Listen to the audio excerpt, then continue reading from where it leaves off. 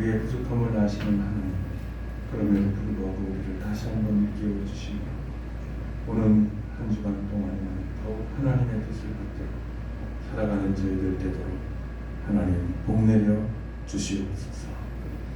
이 시간 주의 말씀을 같이 듣고자 하오니 주의 성령께서 우리 가운데 말씀하여 주시옵소서. 예수 그리스도의 이름으로 기도하옵나이다. 아멘.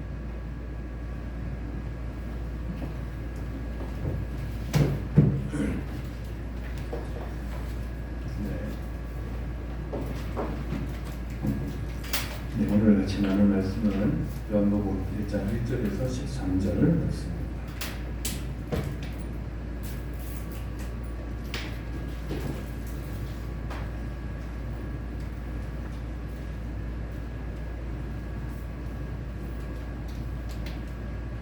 요한복음 1장 1절에서 13절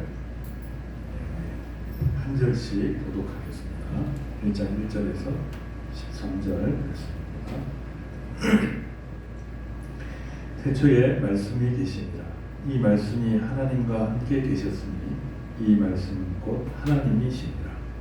그가 태초에 하나님과 함께 계셨고 만물이 그로 말미암아 지은 바 되었으니 지은 것이 하나도 그가 없이 된 것이 없느니라.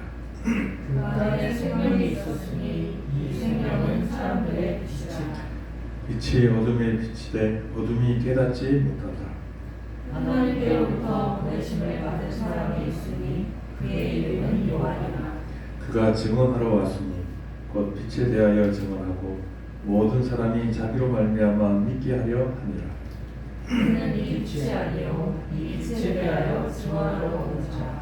참빛 곧 세상에 와서 각 사람에게 비추는 빛이 있었나니 그가 세상에 계셨으며 세상은 그로 말미암아 지음바 되었으되 세상이 그를 알지 못하고 자기 땅에 오매 자기 백성이 영접하지 아니하였으나 영접하는 자 곧 그 이름이 있는 자들에게는 하나님의 자녀가 되는 권세를 주셨으니 이는 혈통으로나 육정으로나 사람의 뜻으로 나지 아니하고 오직 하나님께로부터 난 자들이니라. 아멘.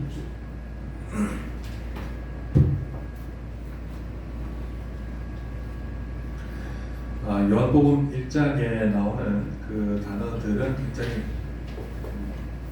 상징적인 의미들이 많고 또 그 뜻을 묵상해 보면 이것들이 굉장히 함축되어 있는 것이다 하는 것을 알 수 있습니다. 그래서 우리가 이제 요한복음 1장 처음 들어갈 때부터 그 나오는 단어, 중요 단어들 하나하나씩 살펴보면서 우리가 왔습니다. 이제 우리가 지금 접하고 있는 것은 빛에 대한 것입니다.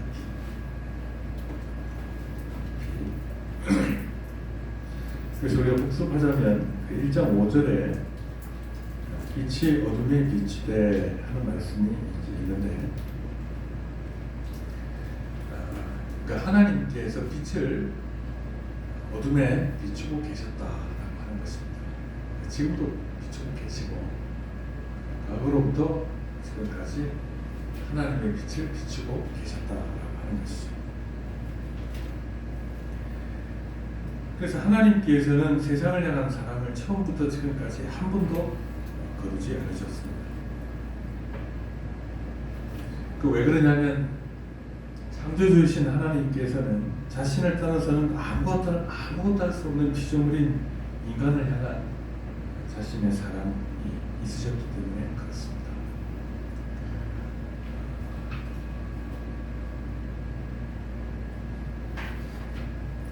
그래서 주님께서 이제 호세아서에 보면 이제 하나님의 백성을 향해 갖고 계신 사랑을 표현하고 있는데요. 거기 호세아서 11장 3절 4절 이렇게 보시면 그러나 내가 에브라임은 주로 이제 북이스라엘 사람들을 가르칩니다. 하나님의 백성으로 보면 되겠죠. 내가 에브라임에게 걸음을 가르치고 내 발로 안고 그들을 고쳤다. 그러나 그들은 내가 자기를 고쳐줄 줄을 알지 못하였도다. 내가 사람의 줄 곧 사랑의 줄로 그들을 이끌었고 그들에게 대하여 내 그 멍에를 벗겨주는 자같이 되었으며 그들 앞에 먹을 것을 두었노라 그랬습니다. 근데 이때 이제 이스라엘 백성들이 하나님께 잘 순종하는 백성이었냐면 그렇지 않죠. 여러분 호세아서의 배경을 보면 알 수 있듯이 하나님에 대하여 죄를 짓고 패역한 행동을 했음에도 불구하고 하나님께서는 그 성품 가운데 사랑의 성품이 충만하신 분이시므로 그들을 여전히 돌보고 계신다라고 하는 것입니다. 여러분 우리도 이제 우리 자신들도 일주일 보내놓고 나면 이제 마음이 무거운 사람들이 많지 않습니까? 하나님께서 여러분들을 내치셨냐? 그렇지 않다. 하나님께서는 여러분들을 사랑으로 돌보고 계셨다라고 하는 것입니다. 인간의 죄와 타락으로 인해 하나님을 떠났고 나중에는 하나님을 제대로 알 수조차 없는 어두운 상황에 빠졌으나 그럼에도 하나님께서는 그 빛을 거두지 않으셨습니다. 왜냐하면 하나님께서 인간을 창조하신 목적은 인간으로 하여금 자신의 복의 근원이 되시는 분이 누구신지를 알고 또 시인하게 하려는 것이기 때문입니다. 그러니까 하나님께서 자백을 받아내겠다 이런 뉘앙스가 아니죠. 하나님께서 우리를 향해 베푸신 은혜에 대하여 그들이 알고 하나님을 찬양하는 것을 기뻐하신다 하는 것입니다. 자, 근데 이제 빛이 어둠의 빛이 돼 이렇게 얘기를 하죠, 여러분. 그러나 타락 이후 인간은 하나님을 알만한 이성이 철저하게 그 능력을 잃어버렸습니다. 그 이성이라고 하면 사람은 특별한 존재잖아요. 다른 피조물을 갖고 있지 않은 것이 있는데 그게 이성이죠. 그래서 인간들은 이성이 있어서 자기 자신을 돌아보기도 하고 상황들을 파악하기도 하고 또 물건들을 이제 이해하기도 하고 하는 것입니다. 우리가 이제 이 이성이란 말을 쓰면 굉장히 좀 잘 안 쓰는 말이다 생각하겠는데 많이 씁니다. 합리적이란 말 있죠. 합리적이란 말. 합리적이란 말 무슨 뜻입니까? 이성이 합하다는 뜻이죠. 여러분들 생각할 때 이치에 맞다 생각하는 것이 판단하는 기준이 어디에 있다는 얘기죠? 인간이 가지고 있는 이성입니다. 이성은 하나님을 대적한 역사들이 많이 있지만 이성은 원래 하나님을 알도록 하나님이 주신 것이에요. 근데 이제 이 이성이 사실 철저하게 그 능력을 잃어버렸고 그로 인해 인간의 마음은 거짓된 온갖 종류의 오리로 기울기고 미로석을 헤매는 상황이 됩니다. 그러니까 우리가 볼 때는 별 문제 없는데요. 이렇게 말할 수 있으나 하나님 보실 때는 정말 알아야 할 것은 몰라도 될 것은 뭐냐 그런 상황에 빠져버리고 만 것입니다.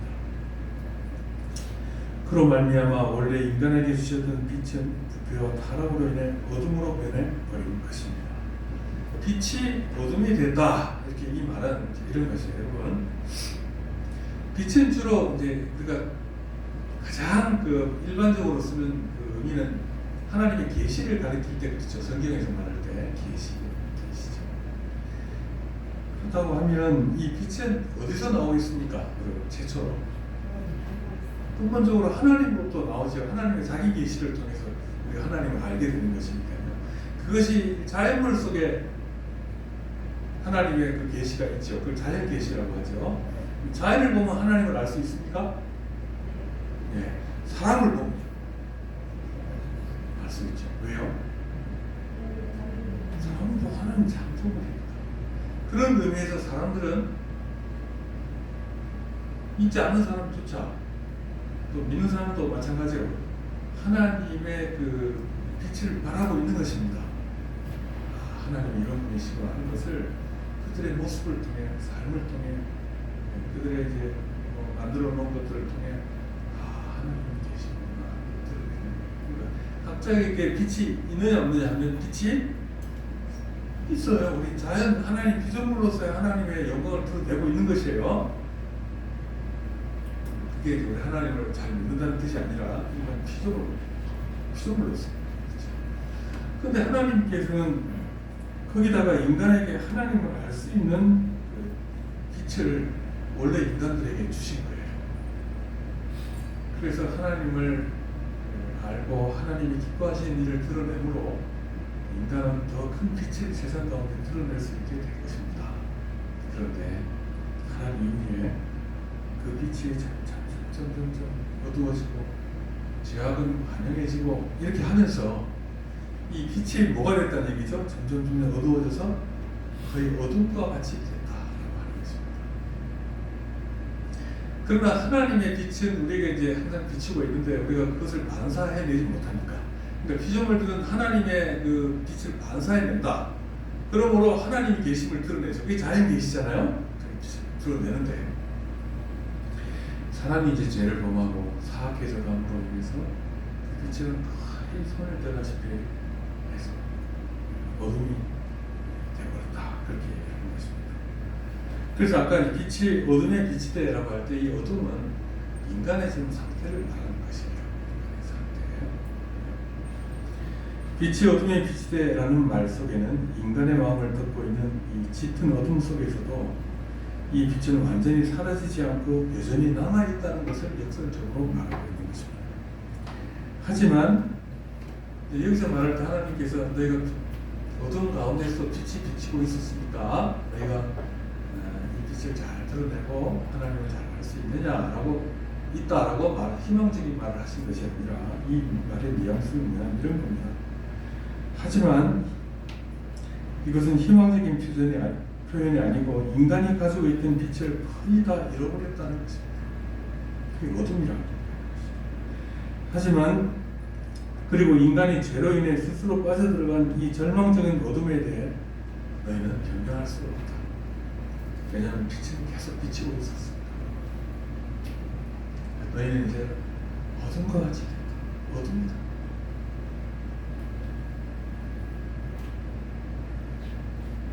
그래서 우리 이제 인간의 위성 사진 같은 거 보면 밤 되면 밤에 속하는 이 지역에도 전기불이 켜가지고 자꾸자꾸 빛나잖아요. 이렇게 찬란한 문명이 있음에도 불구하고 하나님 보실 때는 뭐라는 것이죠? 어둡니다. 말씀하십니다.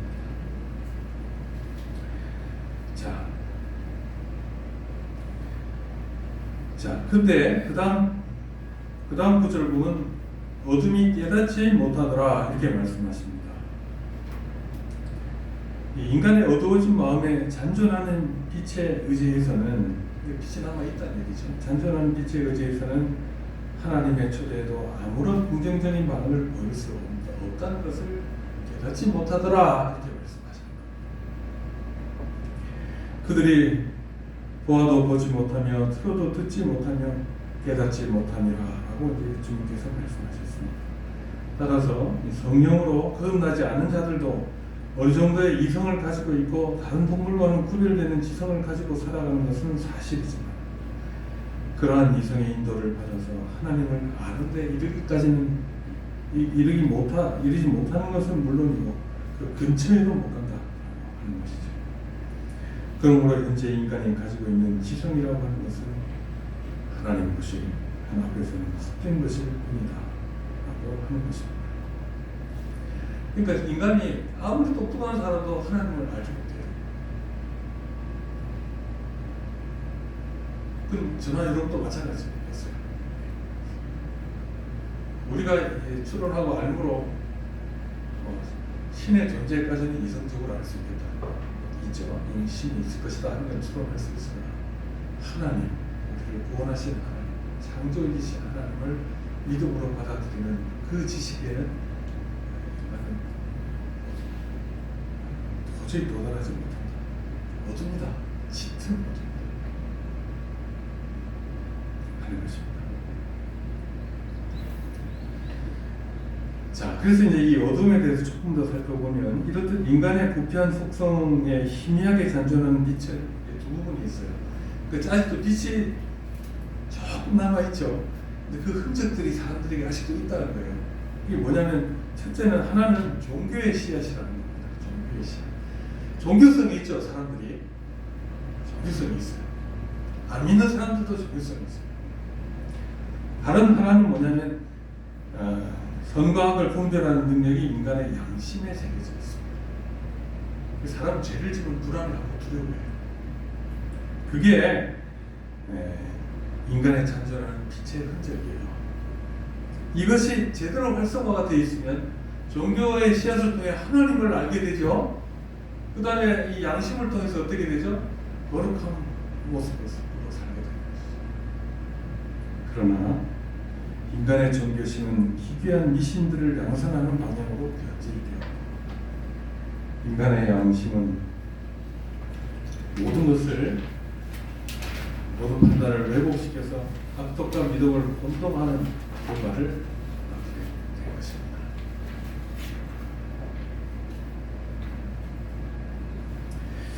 따라서 이 부패한 인간 안에 있는 빛은 자신을 그리스도께로 인도할 가능성이 없습니다. 그러므로 우리가 내릴 수 있는 결론은 하나님께서 새로운 길을 열어주셔야만 인간은 구원에 대한 희망을 가질 수 있다. 그러니까 지금 상태의 인간의 지금 상태는 어둠 희망이 없어요. 구원 받을 수 있는 희망이 없어요. 없습니다.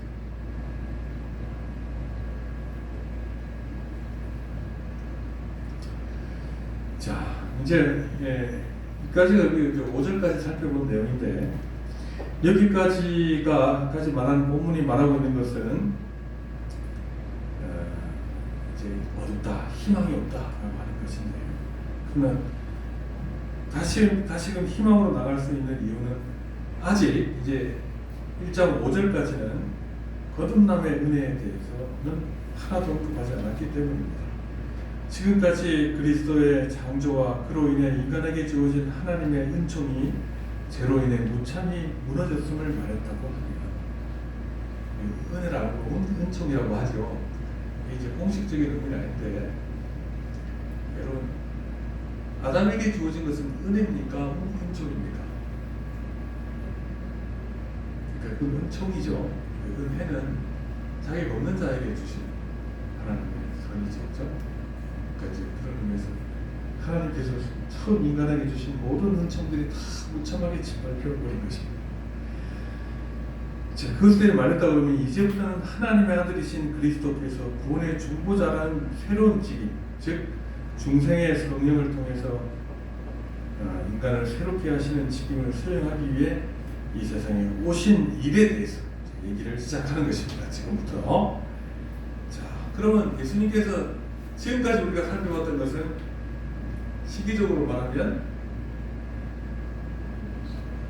주님이 오시기 전까지의 상황인데, 그 빛이 세상 가운데 전혀 없었던 건 아니고 하나님 언약 백성 안에서만 그래도 빛나고 있었던 것이죠. 그래서 이스라엘 백성을 뭐라고 한다고 했죠? 이사야서에 이스라엘 백성들을 이방의 빛이라고 했습니다. 하나님의 빛이 하나님 언약 백성 안에 그나마 빛나고 있었다고 하는 것입니다. 그런데 예수님이 오심으로 그 빛이 이제 강렬하게 이 세상 가운데로 퍼져나가게 된다라고 하는 것이죠.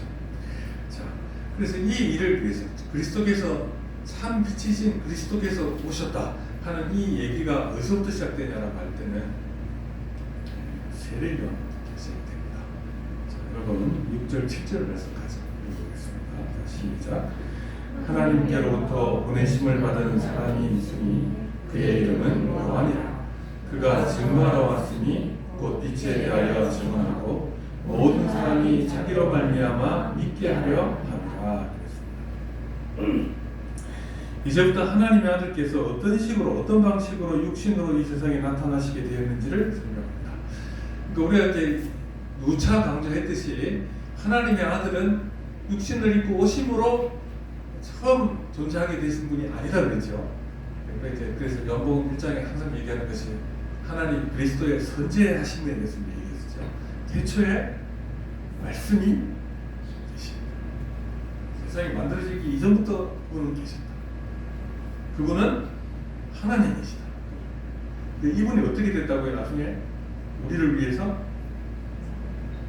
육신을 얻으셨다. 제가 옛날에 이제 그 기독교 강론을 읽고 올 때 이제 제가 아는 사람한테 믿음 좋은 사람한테 이제 하고 얘기를 하다가 그리스도는 우리를 위한 그리스도야. 그렇게 기독교에 그런 표현이 나와요. 우리를 위한 그리스도. 그러니까 그 얘기를 했더니 이 사람이 되게 막 반론을 제기하고 우리가 하나님 위에 있는 거지 그리스도가 우리를 위해 있는 건데 그 말도 맞는 말이죠. 그런데 우리를 위한 그리스도란 말은 그리스도께서 안 오셔도 되는데 우리를 구원하기 위해 오셨다. 주님께서. 자, 육신으로 이 세상에 나타나시게 된 어떻게 그렇게 오시게 되는지를 이제 설명하는 것입니다. 우선 그리스도께서 하나님의 영원한 아들이라는 것을 알리기 위해 세례 요한을 전령으로 보내셨습니다. 요한이라는 전령을 보내셨습니다. 전령은 뭐 하는 사람이죠? 그러니까 뭔가 중요한 일 있기 전에 소식을 알리는 사람이죠. 주님께서 오시는 그 일을 위해서 미리 와서 전하는 사람이다. 전령은 누가 보냈을까요? 요한을 누가 보내셨을까요? 하나님 보내셨죠. 좀 더 우리가 좀 세분해서 말하면 누가 오시는 것이죠 지금? 예수 그리스도 우리의 왕 대신 그리스도께서 오시죠. 그러니까 세례요한을 보낸 사람은 보낸 분이 누구시냐면 그리스도세요. 우리를 말합니다. 그래서 내가 올 것이다 하는 것을 네가 가서 전해라 이렇게 하는 것입니다. 그래서 세례요한이 전령으로 왔습니다. 자, 이로써 세상의 구원을 성취하기 위한 하나님의 일이 마침내 시작된 것입니다. 그리스도께서는 세례요한의 증언과 가르침을 통해 자신을 알리시는 방법을 사용하셨습니다. 자, 여기 보십시오. 그러면 세례요한을 보내시면 주님께서는 그 자신의 일을 못 하실까요? 그건 아니죠, 그죠? 아니죠, 아닙니다. 사실 그리스도께서는 다른 사람의 증언을 필요로 하지 않으십니다. 그럼에도 이렇게 하신 이유는 오직 우리를 위한 것입니다.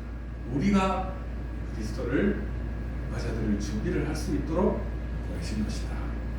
요한복음 5장 34절에 그러나 나는 사람에게서 증언을 취하지 아니하노라.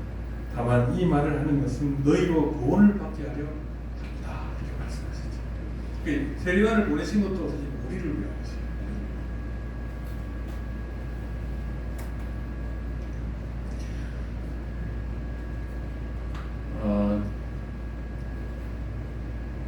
그리고 이 세례요한은 그 구약에 있는 엘리야의 성취죠. 엘리야를 보내겠다 보내겠다 하셨는데 그것의 성취잖아요. 그러니까 그것 없이도 주님께서 오실 수 있죠. 그러나 특히 그의 백성들에게는 그를 맞이하고 준비할 수 있도록 준비시키기 위한 것이었다는 것을 알 수 있습니다. 자, 그러나 이 세례요한은 사사로운 증인이 아닙니다.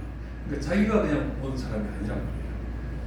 왜냐하면 그는 스스로 세상에 나선 것이 아니라 그리스도의 명령을 받고 보냄을 받은 전권 대사였기 때문입니다. 그래서 여러분 요한이라는 사람이 자기가 어느 날 내가 이제 뭔가 위대한 분이 오실 것 같으니까 내가 전도해야 되겠다 이렇게 시작한 게 아니고 태어나기 전부터 요한의 일은 예정되어 있었어요. 실제로 요한이라는 이름과 그가 할 일도 그가 태어나기 전에 이미 천사를 통해 주어졌습니다. 자, 좀 긴데 누가복음 1장 13부터 16절 보십시다. 천사가 그에게 이르되 사가랴 세례한 아버지 사가랴여 무서워하지 마라. 너의 간구함이 들린지라 내 아내 엘리사벳이 내게 아들을 낳아 주리니 그 이름을 요한이라 하라. 너도 기뻐하고 즐거워할 것이요 많은 사람도 그의 태어남을 기뻐하리니 이는 그가 주 앞에 큰 자가 되며 포도주나 독한 술을 마시지 아니하며 모태로부터 성령의 충만함을 받아 이스라엘 자손을 주 곧 그들의 하나님께로 많이 돌아오게 하겠습니다. 그러니까 이제 요한은 이름도 미리 주어졌고 그가 할 일도 이미 주어져 있었다 하는 것입니다. 그럼 요한은 그 일을 잘 수행했을까요? 그렇게 안 했을까요? 요한은 참 신실한 사람이죠. 그래서 요한은 계속적으로 자신이 아니라 오실 그분을 전파하는 일에 전념했습니다. 그가 전파에 이르되 나보다 능력 많으신 이가 내 뒤에 오시나니 나는 굽혀 그의 신발끈 풀기도 감당하지 못하겠노라 그랬습니다. 여러분 세례요한이 왔을 때 사람들이 요한을 많이 따랐습니다. 많은 사람이 요한을 따랐어요. 근데 놀라운 것은 여러분 세례요한이 이적을 행한 적이 있습니까? 없죠. 이적을 행하지 않았어요. 무엇으로 사람들을 이렇게 모을 수 있었을까요? 그의 말씀을 통해서 말씀. 이렇게 이제 유력한 사람이 됐음에도 불구하고 그의 메시지는 항상 내 뒤에 능력 많은 신이가 오시는데 나는 굽혀 그의 신발끈 풀기도 감당하지 못하겠다. 그렇게 말합니다.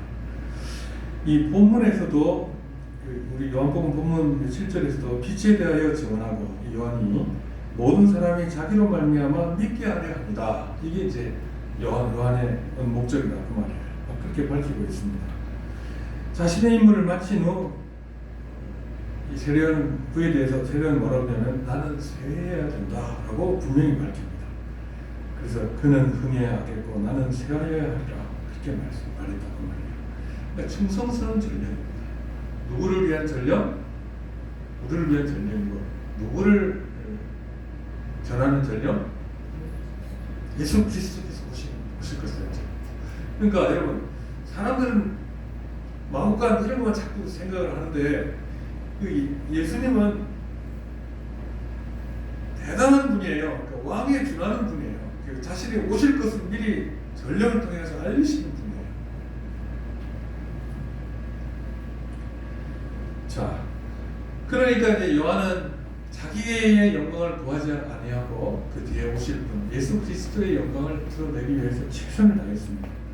여기서 우리가 유념해야 할 것은 뭐냐면 세례요한이 하나님께로부터 보내심을 받았다는 사실은 교회의 모든 가르치는 자들에게도 그대로 적용됩니다. 이것은 달리 말하면 오직 하나님의 부르심을 받은 자들만이 교회에서 가르칠 수 있다는 것입니다. 그리고 그가 전할 것은 그리스도시라는 것입니다. 왜냐하면 가르치는 권위와 내용은 오직 그리스도이기 때문에 그렇습니다. 그러므로 목사는 설교를 통해 자신의 말을 할 자유가 없다. 그러니까 목사가 제가 어떻게 하면 모르겠는데 목사는 자기 얘기를 하면 안 돼요. 성경에 있는 말씀을 전해야 하는 것입니다. 자, 이제 8절 9절로 한번 가보겠습니다. 8절 9절 같이 한번 읽겠습니다. 자, 시작. 그는 빛이 아니요 이 빛에 대하여 증거로 자라 참으리 곧 세상에 와서 각 사람에게 비추는 빛이 있었나니. 이 복음서 기자는 그 요한이 오실 분이 아니죠. 그러니까 요한이 지난 시기에 부각되는 그것은 기록한 의도가 아니기 때문에 아주 단정적으로 뭐라고 하냐면 그는 이 빛이 아니다 이렇게 말합니다. 그러니까 너희가 요한만 주목하면 안 되고 요한 뒤에 오실 분을 주목해야 된다 이렇게 이제 말하는 것이죠. 실제로 세례요한을 따라다니다가 정작 그리스도를 보지 못한 자들이 있었어요.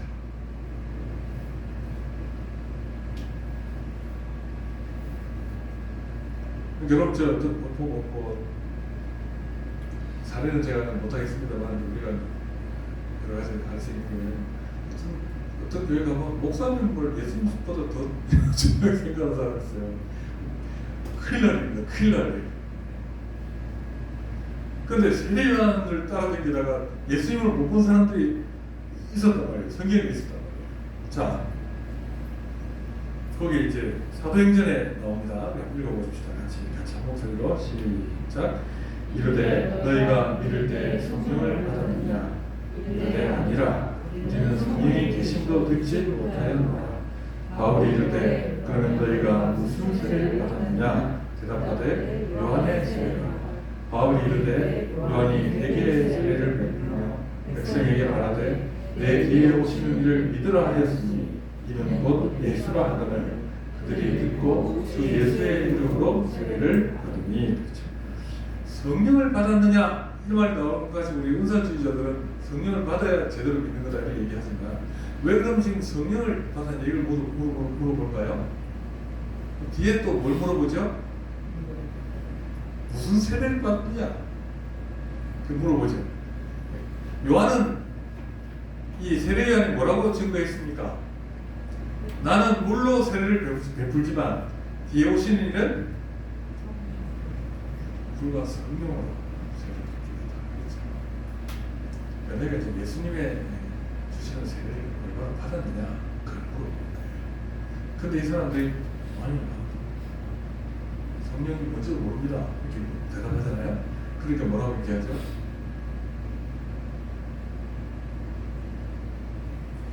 요한이 내 뒤에 오시는 분이라고 했던 분이 예수 그리스도시다. 그러고 나서 이 사람들이 뭘 줍니까? 다시 세례를 주죠. 제 세례판 아니에요. 예수님의 이름으로 세례받은 게 아니었으니까.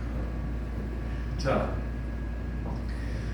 그들은 요한이 증거하려고 했던 그리스도의 대신에 요한을 따르는 제자들이 됐던 것입니다. 정말 우리가 따라야 할 것은 무엇입니까? 여러분이 누구를 따라야 되겠습니까, 여러분? 예수 그리스도의 제자가 되어야 되죠. 예? 네. 그렇죠? 여러분들은 이 설교를 들으면서 뭘 생각해야 됩니까? 나는 그리스도의 제자다. 그걸 생각해야 돼요.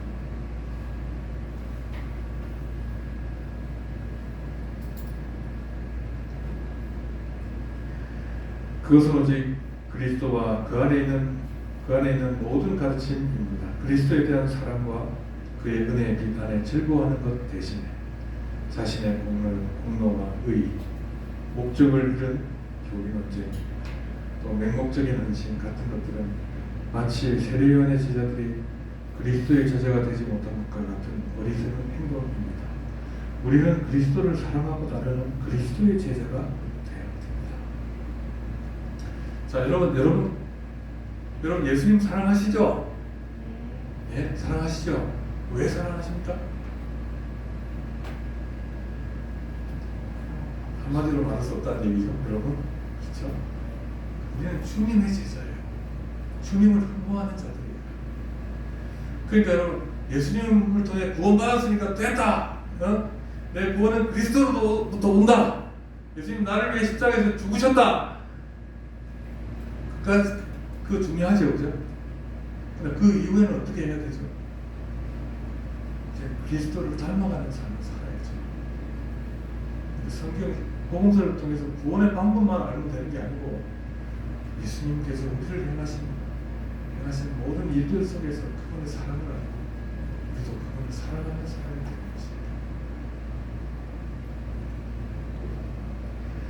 본문은 참 빛을 언급하고 있습니다. 이 빛은 참빛과 거짓빛을 대비시키기 위해서 참 빛이라고 얘기하는 게 아니에요. 여기 빛이라고 하는 것은 뭐가 대비되고 있을까요? 참빛 이런 말할 때 무엇을 대비시키고자 하는 것일까요? 여기서 여기 참빛이라고 하는 것은 세례요한의 빛을 빛과 대비시키는 것이죠. 그러니까 세례요한은 그 빛이 아니라는 거예요. 세례요한이 나쁜 사람이냐? 그거 아니잖아요. 그 빛이 세례요한이 가르치고자 했던 것이 참 빛이다. 이걸 얘기하고자 하는 것이죠. 자, 네, 이것은 그리스도께서 가지신 빛과 사람이나 천사들이나 다른 피조물들이 지니고 있는 빛을 비교하고 있습니다. 하늘과 땅에 있는 모든 빛은 어떤 다른 존재로부터 오는 빛을 받아 반사하여 그 존재를 드러내는 것입니다. 세상의 모든 것은 그리스도의 빛은 반사하는 빛이라고 했죠. 세례요한의 빛도 역시 그리스도로부터 나온 빛을 반사하는 것이죠. 그러나 그리스도는 자기 자신에게서 나오는 그 빛으로 온 세상을 밝히십니다. 그 빛의 근원은 창조주이신 그리스도 자신이십니다. 그래서 요한사도는 그리스도를 참 빛이라고 말하는 것입니다. 요한서 세례요한 말고 요한사도, 요한복음 기록한 사도. 우리는 모든 빛의 유일하고도 영원한 원천이 되시는 빛이신 그리스도를 따라야 합니다. 너희가 전에는 어둠이더니 이제는 주 안에서 빛이라. 빛의 자녀들처럼 행하라. 예수님의 그 빛을 반사하면서 살아야 된다 그 말이에요. 자, 그럼 이 빛이 비치는 범위는 어디냐라고 할 때 이 빛이 어디 비쳤다고 지금 되어 있죠? 구절에 보면 일단 이 구절에는 각 사람이라고 되어 있죠. 각 사람에게 비치는 빛이 있었나니라고 이제 부연해서 설명을 하고 있습니다. 이렇게 하는 이유는 그리스도의 빛이 각 사람의 마음속에 특별한 효과를 나타내기 때문입니다. 여기서 각 사람에 대한 해석에는 조금 차이가 있는데 어떤 사람들은 이 빛이 모든 사람들에게 이른다라고 말합니다. 그렇게 되면 그리스도의 빛은 지나치게 일반화되는 문제가 있습니다. 그러나 여기서 말하는 빛은 빛의 조명하심의 은혜는 사실은 모든 사람이 아닌 성령으로 말미암아 거듭난 사람을 가리키는 것이 맞습니다. 왜 그렇죠? 아까 5절까지는 일반적인 내용이라 그랬죠. 그렇죠? 일반 은총에 대한 얘기라고 그랬죠. 그렇죠? 그런데 여기서부터는 뭐죠? 그리스도께서 오심을 얘기하잖아요. 그리스도는 우리의 구원을 성취하기 위해 오신 분이시죠. 그래서 이 빛은 거듭난 사람을, 각 사람은 거듭난 사람을 가리키는 것이 맞습니다. 왜냐하면 사람이 이성에서 나오는 지혜나 획득함으로 인해 하나님 나라에 들어갈 수 있는 사람은 단 한 사람도 없기 때문입니다. 다만 하나님의 성령께서는 택함 받은 자에게만 이 천국문을 열어주시고 이 빛을 알아들리도록 해주신다. 자, 그러면 이제 우리가 이 빛이라고 할 때 아까 여러분 우리에게도 빛이 있다고 그랬습니까? 없다고 그랬습니까? 이 하나님의 피조물로서의 빛이 있죠. 그다음에 우리가 특별 계시를 받았을 때 우리가 그 빛을 반사할 수 있죠. 그것이 뭐란 말이죠? 전도란 말이에요. 그러니까 우리의 그 행위나 우리의 삶에 참으로 그리스도의 제자됨이 없이 그냥 말만 가지고 전도하면 전도 되겠습니까? 되겠습니까? 될 수도 있죠. 저렇게 하나님이 그렇게도 하십니다만 우리가 생각할 때 물론은 방법이 아닙니다. 우리가 하는 건 오히려 더 본질적으로는 우리 안에 비춰주신 그리스도의 빛을 세상 사람들에게 비추는 것이다.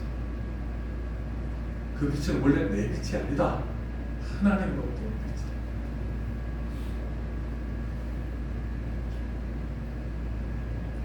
그 얘기를 좀 길게 적어놨습니다. 4페이지로 넘어가시죠. 하나님의 자녀에 대해서요. 하나님의 자녀에 대한 얘기가 되겠습니다. 자, 그러면 우리 10절, 11절을 같이 한번 읽겠습니다. 시작. 그가 세상에 계셨으며 세상은 그로 말미암아 지음바 되었으되 세상이 그를 알지 못하였고 자기 땅에 오매 자기 백성이 영접하지 아니하였으나. 자, 이것은 주님께서 성육신 하신 이후의 모습을 얘기하는 것이 맞죠? 모든 것을 창조하신 분이 맞죠? 그러나 그분은 우리를 구원하기 위해서 육신을 입고 오셨단 말이에요.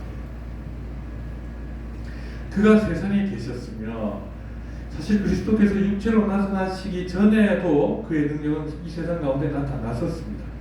그러므로 사람들은 그리스도께서 나타나시는 수많은 능력과 그 효과를 보면서도 자신의 무지에서 벗어나 정신을 차리는 것이 마땅한 것이었습니다.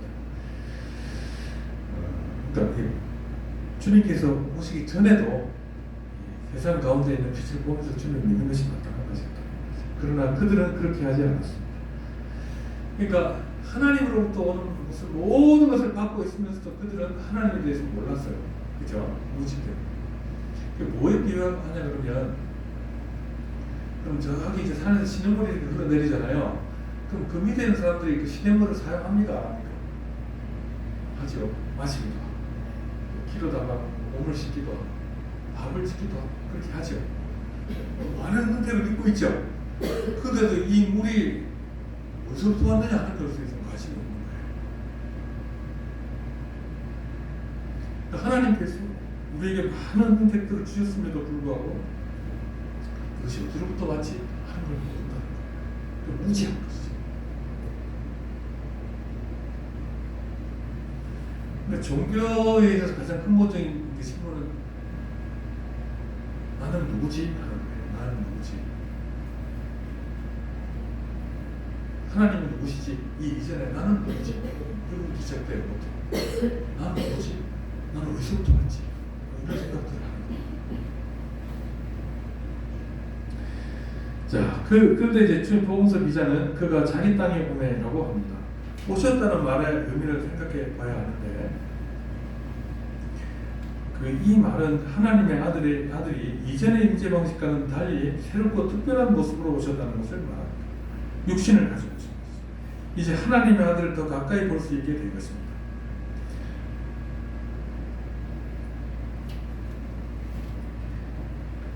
이거 자체가 놀랍죠, 여러분. 성령 하나님 어찌 사람이 되실 수가 있어요? 놀랍죠. 그 하나님이 우리 곁에 오셨다는 거예요. 우리와 같은 모습으로. 그 다음에 자기 땅이란 말이 나옵니다. 자기 땅이란 말은 넓은 의미로 보면 온 세상이라고 말하는 것이 맞습니다. 왜냐하면 이 세상에 하나님의 소유가 아닌 것이 아무것도 없기 때문이에요. 모든 것이 하나님의 소유이기 때문에 온 세상이라고 말하는 것이 맞습니다. 그럼에도 자기 땅이라는 말을 할 때 이것은 유대인의 나라를 이방인의 나라와 대비시켜 말하는 것으로 보는 것이 맞습니다. 그리스도께서는 자신의 본석이자 구약의 특별법에 의해 자신의 나라에 속했던 유대인들에게 먼저 자신을 나타내셨습니다. 그래서 유대 땅에 오셨죠. 그러나 놀랍게도 그들은 하나님의 아들을 영접하지 않았습니다. 소는 그 임자를 알고 나귀는 그 주인의 구유를 알건만은 이스라엘은 알지 못하고 나의 백성은 깨닫지 못하는 거죠. 이것은 유대인뿐만 아니라 세상이 하나님을 향해 어떠한 자세를 취했는지를 보여줍니다. 대표적으로 그의 백성조차도. 그러므로 인간의 혈통으로 인해 구원에 이르는 자는 없습니다. 유대인이라고 하나님을 특별히 믿게 된 것은 아닙니다. 그 말입니다. 또 특별한 자질로 구원에 이르는 자도 없습니다. 그러므로 사람이 구원에 이르는 방법은 일반적인 인간의 생각과는 다르다는 것을 알아야 됩니다. 그럼 제가 이제 이런 말을 거의 일주일에 한 번씩 하죠. 한 번 이상씩 하죠. 그죠? 그럼 여러분 마음속에 어떻게 드세요? 나는 아직 안 믿는 가족이 있는데 어떻게 해야 되지? 아무것도 하지 말을 얘기야. 그건 부정적으로 듣는 얘기죠. 긍정적으로 듣는 얘기는 뭐죠, 여러분? 하나님이 하시면 어떤 고래 심줄 같은 고집을 가진 사람도 하나님 앞에 나온다는 얘기예요.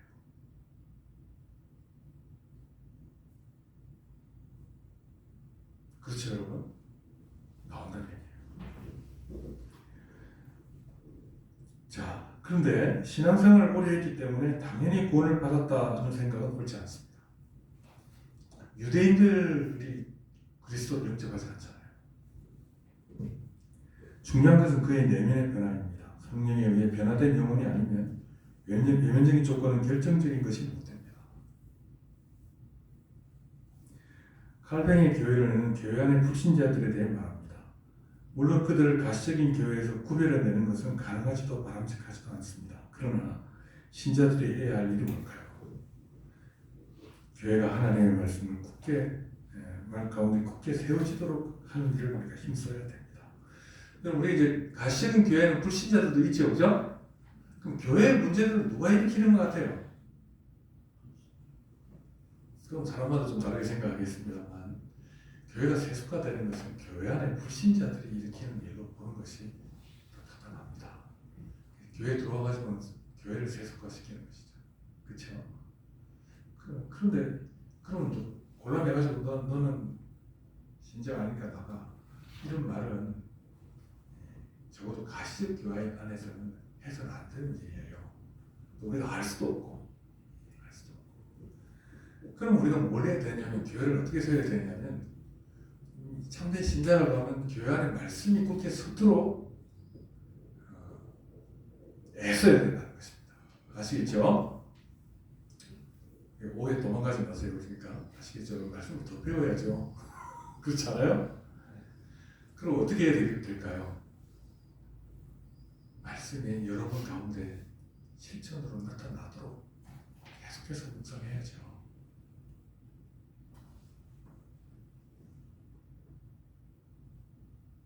설교를 듣고 아유 그래 좋은 말씀이네요 하고 끝나는 것은 누구나 할 수 있어요.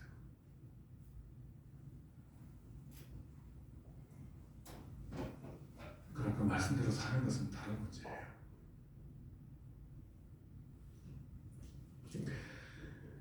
그래서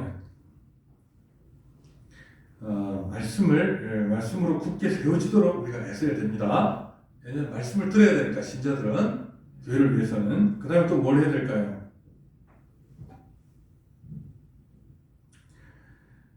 그렇지 않으면 교회가 불신자들로 인해 타락하게 되고 세상과 구별되지 않는 모습으로 부패하게 되는 것입니다. 그리스도께서 자기 백성 가운데 오셨으나 영접하지 않았다는 말씀은 매우 의미심장합니다. 교회가 하나님의 말씀에 대해 보이는 마음과 행동을 보면 그것이 진짜 하나님의 백성인지 아닌지가 드러납니다.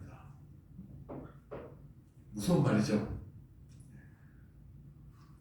듣는 거 가지고 다 되는 거 생각하면 안 돼요. 그게 아닙니다. 그러면 우리가 성화된다는 말을 왜 하겠습니까? 거룩해져 가야 된다고 하시잖아요, 성경에. 그 거꾸로 하면 안 되죠. 거룩해져야 신자가 된다. 그건 아니지만 신자는 거룩해져야 된다는 거예요. 그러므로 교회를 위해 한 마음으로 해야 할 일은 신실한 목사와 직분자를 세우는 것으로부터 시작해야 됩니다. 참된 교회가 되려면 교회 직분자들을 참으로 하나님을 택하신 자들을 세우도록 해야 되는 것입니다. 그리고 진리에 대한 양보할 수 없는 도전과 실천이 교회 안에 충만해 있는지를 순간순간 확인해야 돼요. 그러니까 여러분들이 이제 수동적이로만 하면 안 돼요. 교회에 있어서 여러분들이 지체잖아요. 교회를 어떻게 올바로 세울 것인가를 고민해야 돼요.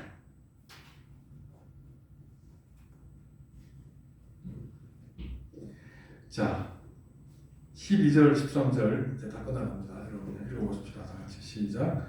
영접하는 자, 곧 그 이름을 믿는 자들에게는 하나님의 자녀가 되는 권세를 주셨으니 이는 혈통으로나 육종으로나 사람의 뜻으로 나지 아니하고 오직 하나님께로부터 난 자들이니라.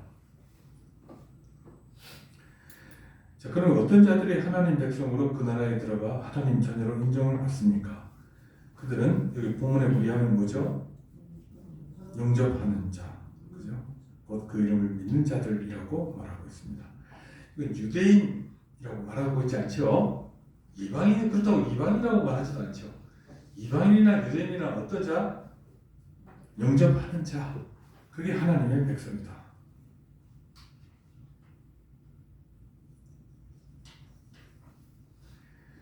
자, 영접하는 자라는 표현은 민족적인 구별을 폐지하는 말씀입니다. 그리고 이제 영접하는 자라고 대비할 때 더 큰 구별은 뭐죠? 영접 안 하는 자하고 구별이 되는 것이죠. 이 시대에 우리는 영접 안 하는 자하고 구별됩니다. 그런데 여기 이제 제가 적고 있는 것은 바울 사도는 유대인이잖아요. 그러니까 구약의 빛이 어디에 머물러 있었다고요? 이스라엘 백성 안에 머물러 있었잖아요. 그러니까 이스라엘 백성은 뭐죠? 요즘 말로 하면 뭐죠? 뭐가 되죠? 교회잖아요. 교회잖아요.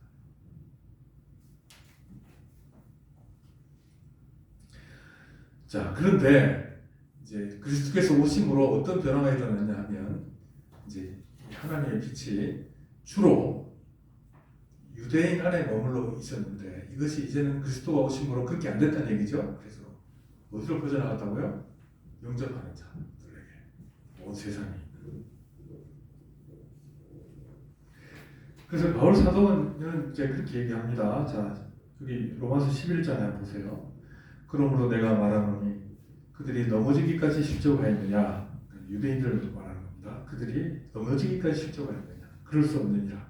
그들이 넘어짐으로 구원이 이방인에게 이르러 이스라엘로 시기나게 함이니라. 그들의 넘어짐이 세상의 풍성함이 되며 그들의 실패가 이방인의 풍성함이 되거든 하물며 그의 충만함이래요. 그랬죠, 그렇죠? 그러니까 이제 이것은 유대인이 민족적으로 구원받는다는 것을 지금 고집하고 있는 게 아니에요. 그런 말이 아니에요. 유대인 가운데서도 영접하는 자만 구원받죠. 근데 이제 민족적인 측면에서 유대인들이 거부하고 이 복음이 어디로 나가게 되죠? 이방인을 향해 나가게 되죠.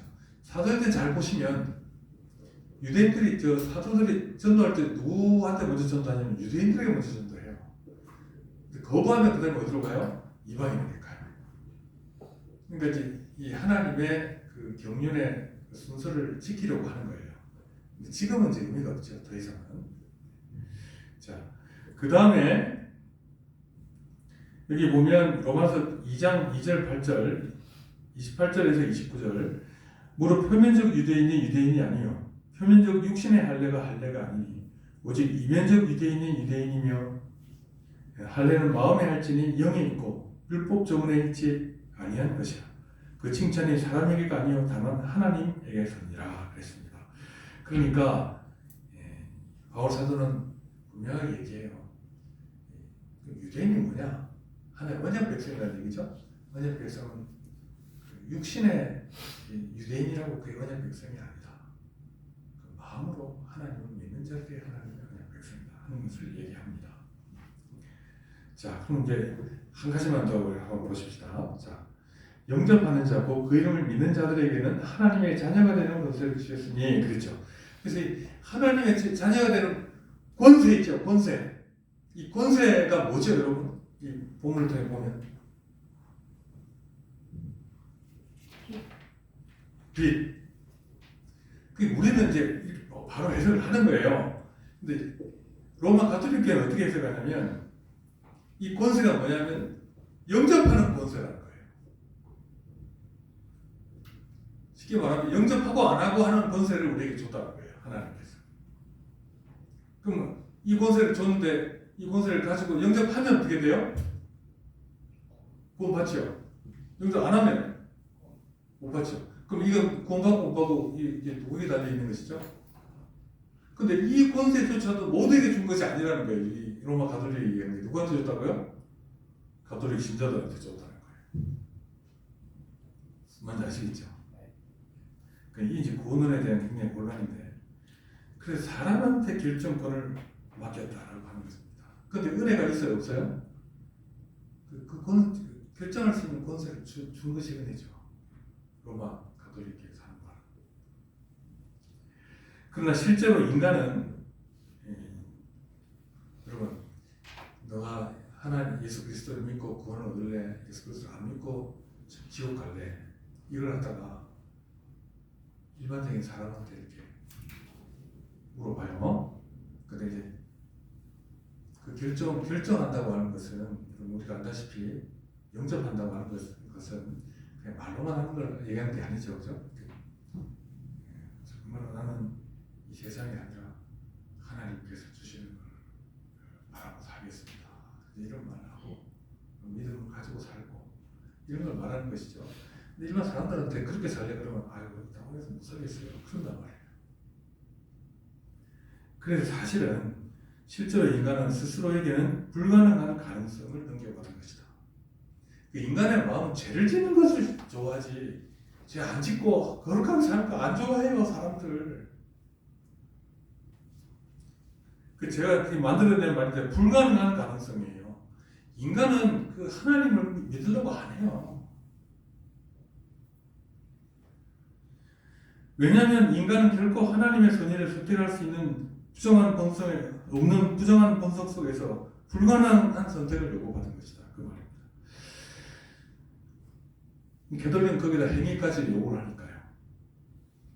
그러나 한 단어를 놓고 버리는 이런 말장난은 다음에 이어지는 말씀에 의해서 여지없이 이제 부서집니다. 자, 그 다음 구절이 뭐죠, 여러분? 이는 혈통으로나 육정으로나 사람의 뜻으로 나지 아니하고 오직 하나님께로부터 난 자들입니다. 이렇게 얘기합니다. 그러니까 믿고 안 믿고가 우리에게 주어진 게 아니라는 거예요. 누구에게 주어졌다고요? 누구로부터 나온다고요? 하나님으로부터 나온다.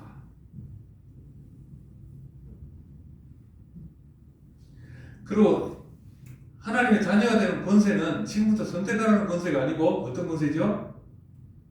지금부터 자녀다, 구원 받았다라고 하는 권세예요.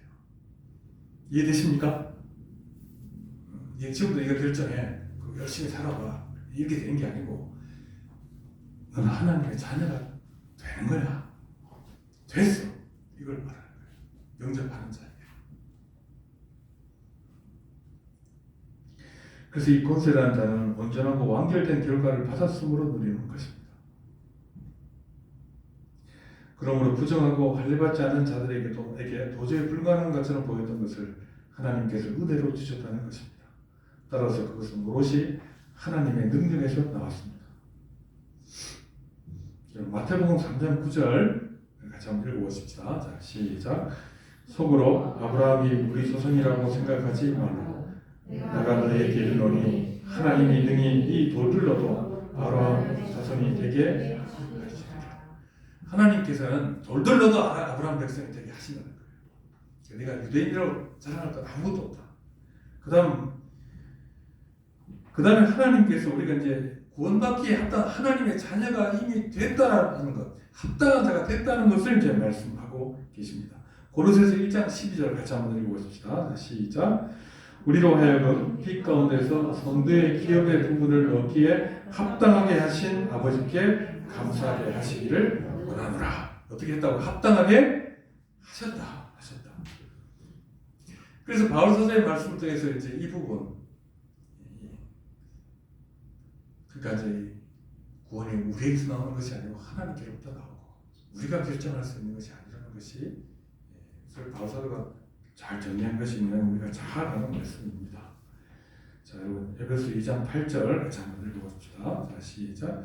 너희는 그 은혜에 대하여 믿음으로 말미암아 구원을 받았으니 이것은 너희에게서 난 것이 아니요 하나님의 선물이다. 그렇죠? 아멘. 자, 그러니까 그리스도로부터 이제 그리스도께서 세상에 오심으로 우리에게 주어진 은혜는 이와 같이 하나님의 뜻 가운데 있는 것이고 우리에게 믿는 자에게, 영접하는 자에게 하나님의 자녀가 되게 하시다. 자녀가 되는 권세를 주셨다. 뭐 지금 말이 잘 표현되고 있는지 모르겠는데 무슨 말인지 아시겠죠? 네, 그렇습니다. 이제 다음 주에는 성육신에 대해서 좀 살펴보겠는데요. 네. 기도하겠습니다. 하나님 아버지, 하나님께서 우리를 구원하시기 위하여 예수 그리스도를 보내시고 그 경륜에 따라 이제 그 구원이 유대인이 아니라 온 세상 가운데 또 하나님이 택하신 모든 자들 가운데 주어지는 것임을 우리가 압니다. 이 은혜를 우리가 생각하며 감사함으로 하나님께 나아가고 또 우리에게 주어진 이 은혜를